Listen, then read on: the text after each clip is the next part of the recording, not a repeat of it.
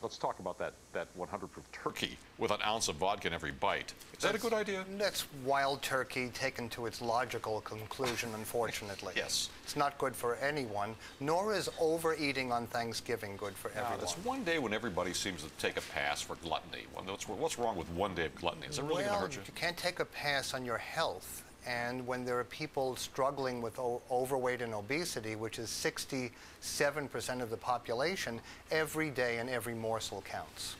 Even one day of just gorging yourself for the fun of it, one annual day. It isn't fun for your body. It may seem like fun, but when people have diabetes and other illnesses like that, and remember there are 40 illnesses due to obesity and overweight, not one or two, it's a little bit dangerous, so I'm recommending a little bit of moderation and avoiding certain foods. There's no doubt obesity is a huge problem in this country.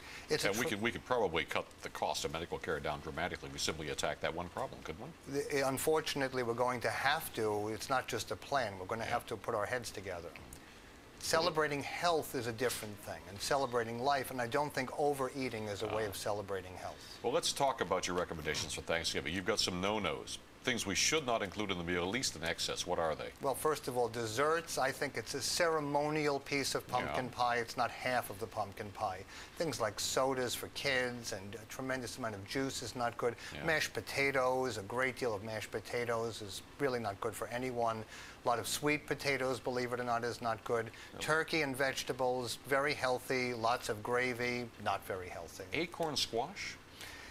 These things are good in moderation, but remember, it's a starch. So a starch is a sugar. Sugars are calories, basically. I was shocked at the acorn squash. I got the potatoes. I understand they're fattening, but the acorn squash surprised me. It is a starchy vegetable, and a lot of starchy vegetables are a lot of starch. So let's talk about the doctor's prescription for the proper meal. What would you have for Thanksgiving?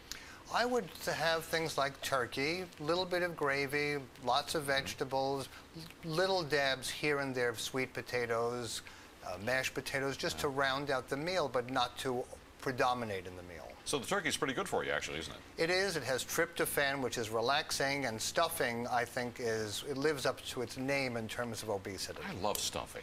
We all do, but when we're healthy and fit and exercise, we can have it.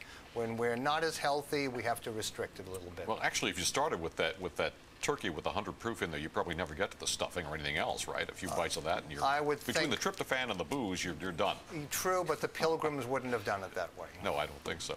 Well, Doctor, thank you very much for coming in and sharing some of the tips of the Park Avenue diet. My pleasure. And Thanksgiving is straight ahead. Thank you.